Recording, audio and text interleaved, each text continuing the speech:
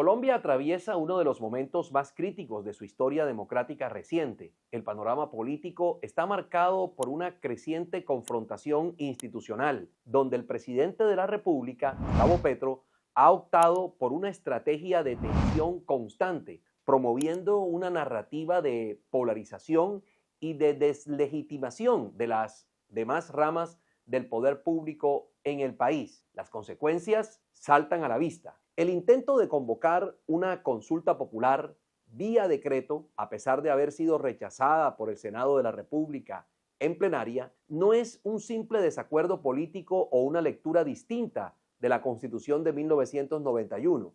Es una afrenta directa al equilibrio de poderes, una ruptura deliberada del pacto institucional que ha sostenido la República durante muchas décadas.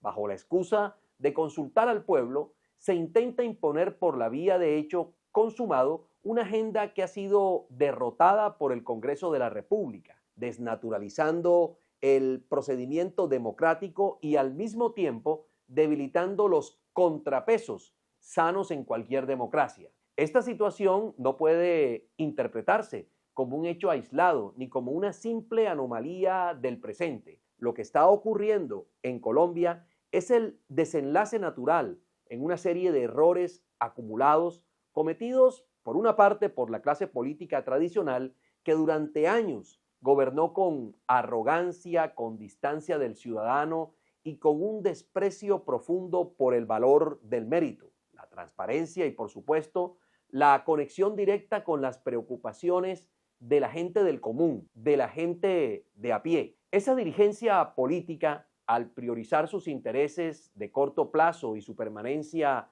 en el poder, terminó por incubar el descontento que hoy ha sido instrumentalizado por el proyecto político que pretende refundar el Estado desde la orilla del autoritarismo. La aparición de figuras como el presidente Gustavo Petro no es un accidente, es una consecuencia directa del agotamiento moral de una élite que perdió el vínculo con las bases sociales del país, sobre todo en los territorios, y que hoy no tiene autoridad ni legitimidad para liderar una clara respuesta unificada ante esta profunda crisis que estamos enfrentando. Resulta doblemente alarmante que este deterioro institucional esté ocurriendo en la antesala de las elecciones presidenciales de 2026. En lugar de consolidar un ambiente de garantías, de reglas claras y neutralidad institucional, el Ejecutivo ha venido intensificando su agenda de confrontación,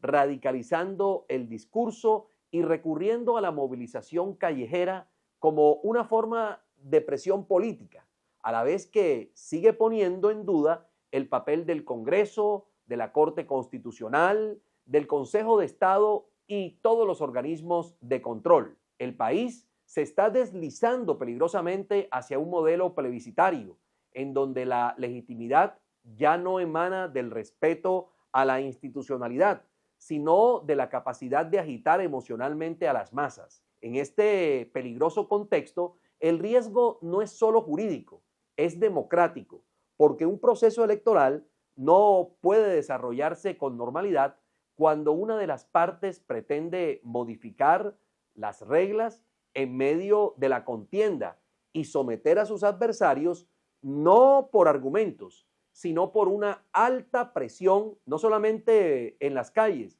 sino también en algunos medios de comunicación y en algunos espacios políticos. El espejo de Venezuela debe servirnos como advertencia. Allí también se desestimaron las señales tempranas. También se minimizó el peligro que representaba una figura autoritaria con respaldo popular. También se creyó que las instituciones aguantarían hasta que fue demasiado tarde.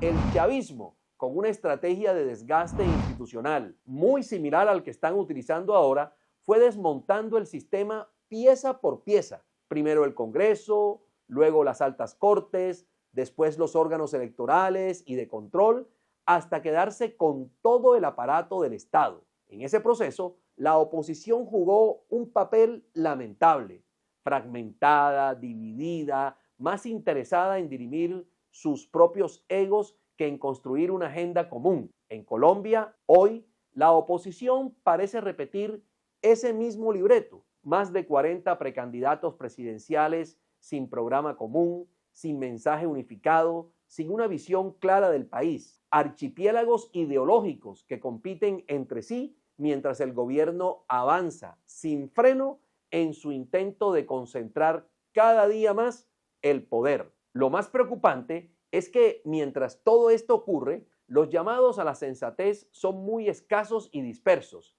La clase política, que aún tiene poder de decisión, parece más concentrada en disputas internas y cálculos electorales que en el deber de defender el orden constitucional. Los expresidentes, en lugar de convertirse en referentes morales y convocantes de un acuerdo sobre lo fundamental, como lo propuso en su momento el fallecido Álvaro Gómez Hurtado, siguen anclados en sus viejas rencillas personales, en narrativas de revancha o en la indiferencia estratégica. Ni siquiera la academia, los centros de pensamiento, los gremios ni los sectores judiciales han logrado articular una respuesta de fondo. Lo que se está gestando no es un simple remesón político de trámite, es una transformación silenciosa pero profunda de la estructura del Estado que podría dejar sin oxígeno a la democracia en los años por venir. Y no estamos exagerando,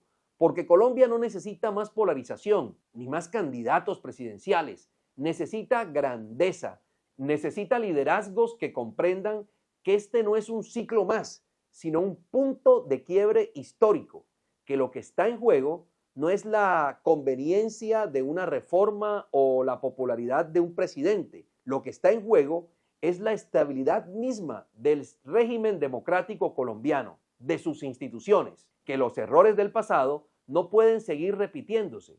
Hoy más que nunca se requiere un acuerdo sobre lo fundamental, que ponga fin a la política de la destrucción y dé paso a una coalición amplia por la defensa de las instituciones en Colombia. ¿Tendremos entonces la lucidez para detener este profundo deterioro antes de que se vuelva irreversible? ¿Cuántas alertas más se necesitarán para despertar de este letargo? ¿Podremos unirnos en defensa del país antes de que lo capture definitivamente un proyecto personalista, autoritario y egocéntrico? Leeremos sus comentarios. Déjenos sus comentarios sobre este tema, porque en el Run Run Político siempre tendremos las últimas de la política.